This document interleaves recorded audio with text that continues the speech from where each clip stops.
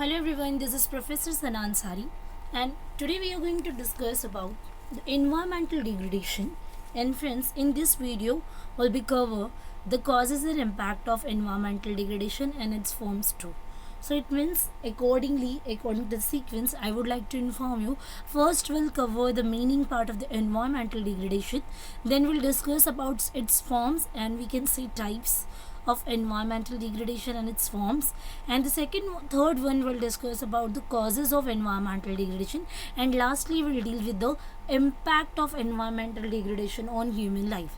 So it means I can say it is all in one video in which you will get all the informations related to the environmental degradations. Okay, so let's start the topic here. So first of all, friends, I would like to inform you, first we need to discuss about the environmental degradation.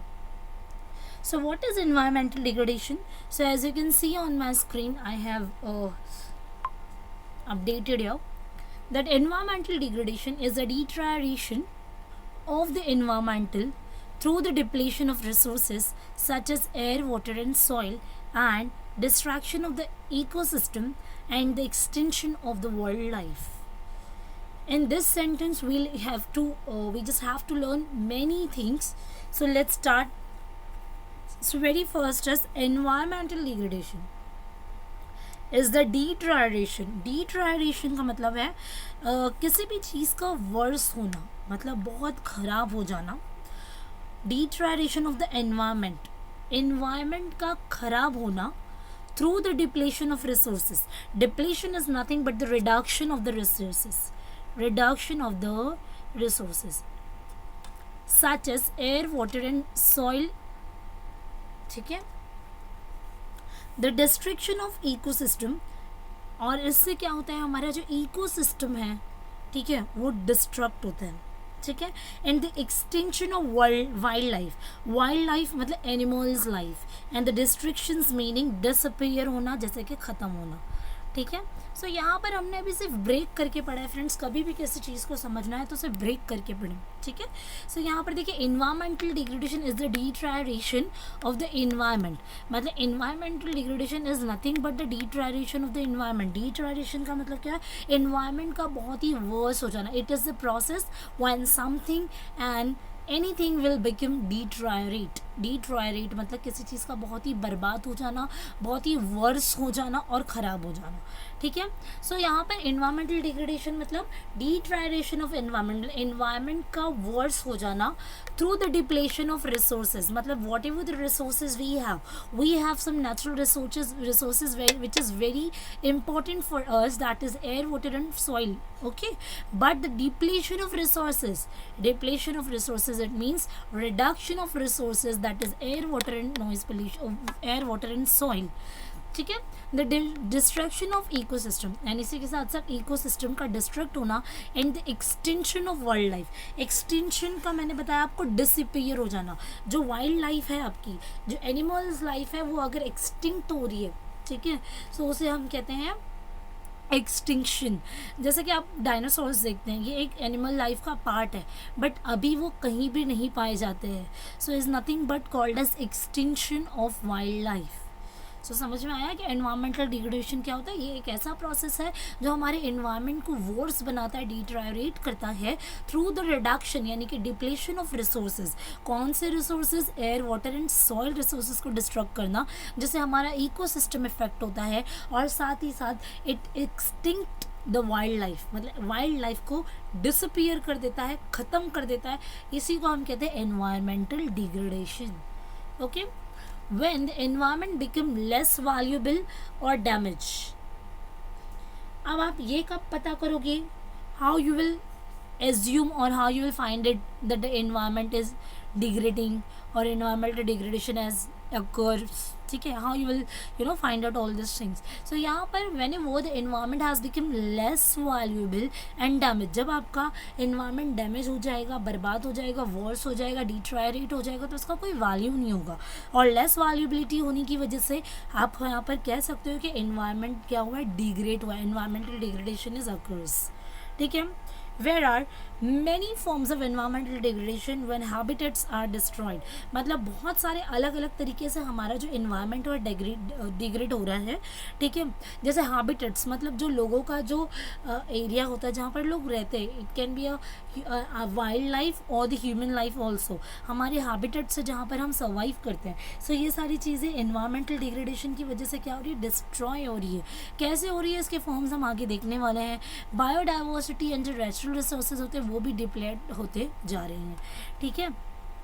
सो ये चीज़ आपको यहाँ पर ध्यान देना, जिससे हमारा environment क्या होता है, हर्ट होता है। Okay, so now again I'm repeating what is environment degradation. Environment degradation is the process of deterioration of the environment through the reduction and the depletion of the resources such as air, water and soil, and also it disturb the ecosystem and extinction the wildlife.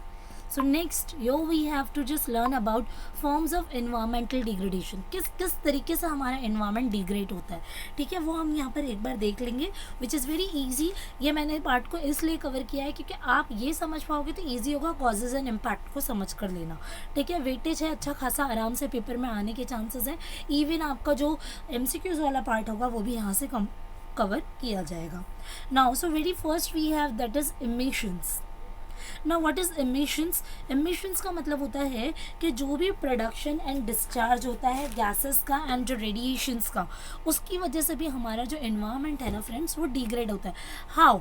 सी अभी जैसे कि मैं कुछ natural आपको reasons भी दूंगी natural resources के through, and कुछ ह्यूमन एक्टिविटीज़ के भी पात्र से क्या एमिशंस होता है हमारे एनवायरनमेंट में, वो देखते हैं। एमिशंस का मतलब आपको सिर्फ ये समझना है, production and discharge of gases and radiations, ठीक है। You just remember this, production and discharge of gases and radiations. कुछ हार्मफुल रेडिएशंस होती हैं जो विच is very harmful for us, and कुछ गैसेस होती है जिससे हमारा एयर पोल्यूट होता है।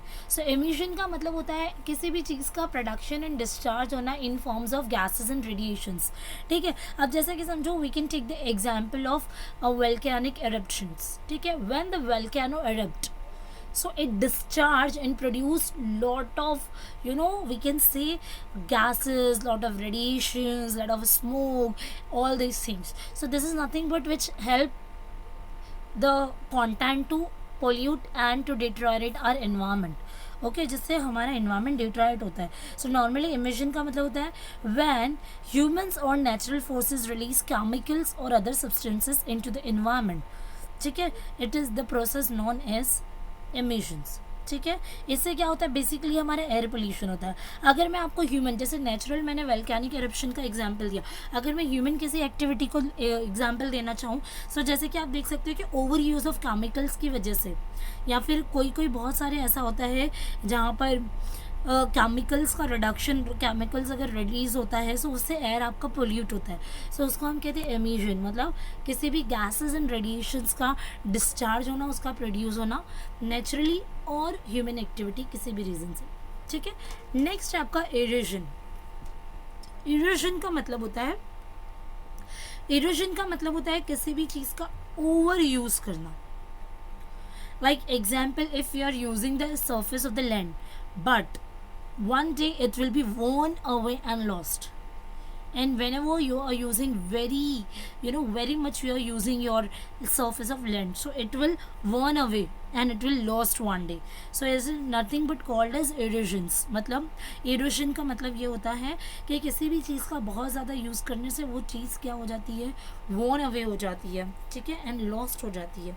So soil erosion, like we can take the example of soil, मतलब it is highly dangerous, it will highly dangerous. How can we say highly dangerous? Like जैसे कि over use of chemicals, fertilizers if you are using in our land, on surface of the land, so उससे क्या होगा, आपका जो soil है, मिट्टी है, उसका फर्टिलिटी कम हो जाएगा और वो डेजर्ट लैंड में कन्वर्ट हो जाएगी।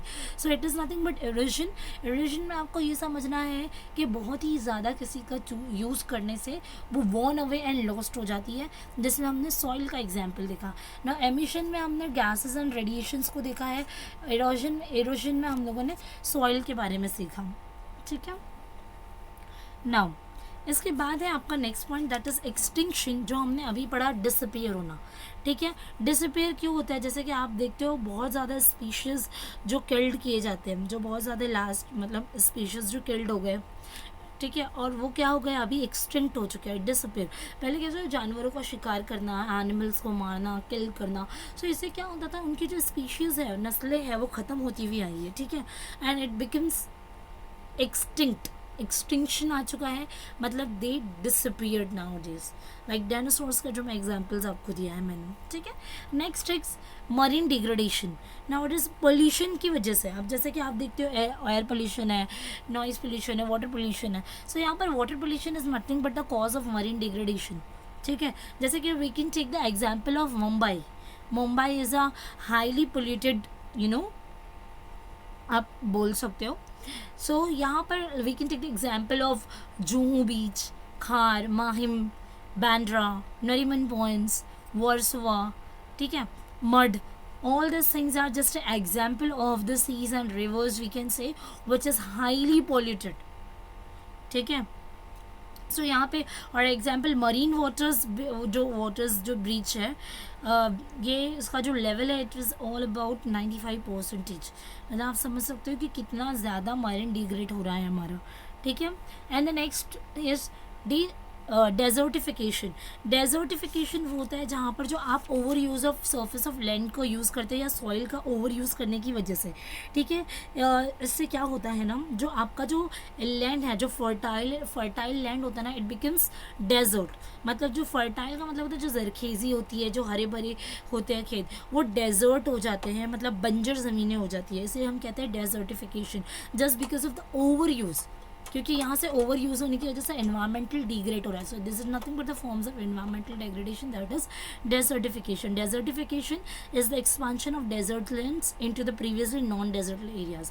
जो नॉन डेजर्ट एरियाज हैं उनको डेजर्ट लैंड्स में कन्वर्ट कर देता है। ठीक है, next we have last one, that is deforestation. Deforestation इसका मतलब क्या हुआ, it is the process of cutting and clearing the forest.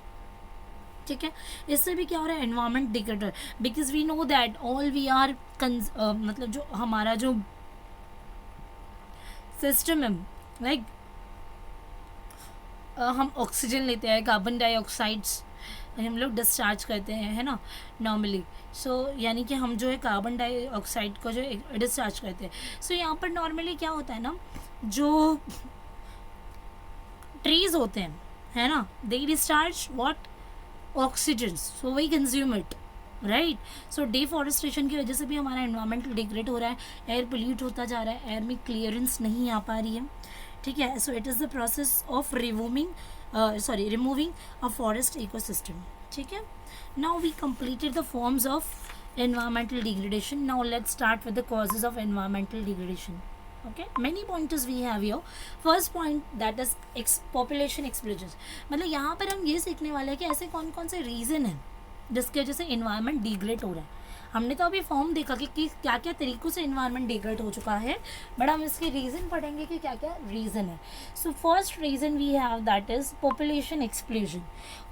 Population explosion, आपने अगर देखा होगा, so India is the second highest number in the population and the first number is China. सो आप समझ सकते हो कि पॉपुलेशन इतना ज़्यादा एक्सप्लोज हो चुका है। एक्सप्लोजन मतलब इट्स जस्ट लाइक अ धमाका वीकेंड से, बहुत ज़्यादा नंबर्स में क्वांटिटीज़ का बढ़ जाना, it's called as population explosion.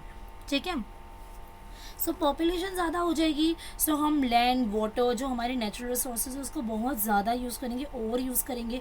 And now it is people are applying different strategies to occupy the lands, to fulfill the water requirements, all these things. So it is just nothing but the population explosion.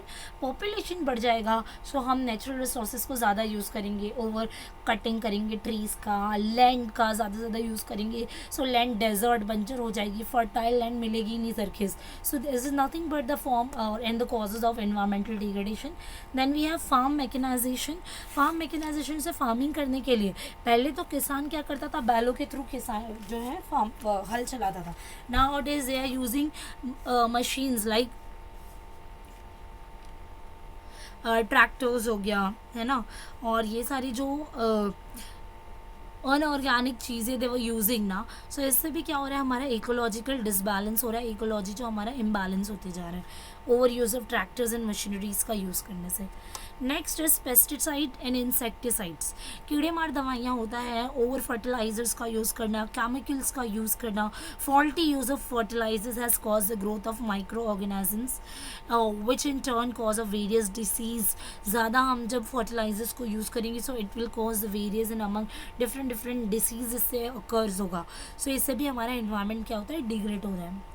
Fehling of trees, अब trees को cut करना, ये तो मैंने आपको पहले ही बताया, it is a very illegal thing, it is not allowed.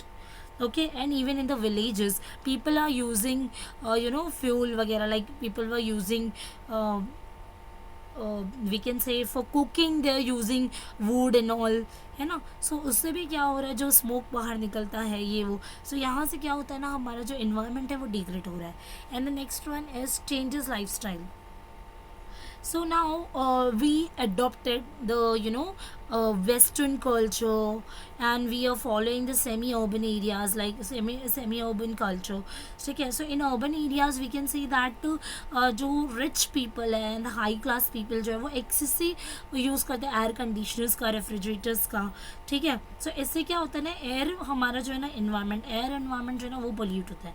And now this people are using packed water items, soft drinks, packed items, and people are using plastic bags. So this is nothing but the changing lifestyle. People are using plastic bags and all. People are plastic carry bags they are using. So packed water bottles हो गया या packed food items हो गए, उनके जो containers होते हैं, ये सारी चीज़ें जो है बेवरेजेस जो हम यूज़ करते हैं नॉन अल्कोहलिक, ठीक है। सो इससे नियर बाय अराउंड बहुत ज़्यादा प्लास्टिक जो है वो निकलता है। सो उससे क्या होता है, प्लास्टिक जो है ये बहुत जल्दी वो नहीं हो पाता है कि आप जो किसी भी चीज़ को एक बार डंप करके उसको रीयूज़ कर सको, नहीं, ये जल्दी नहीं होता है।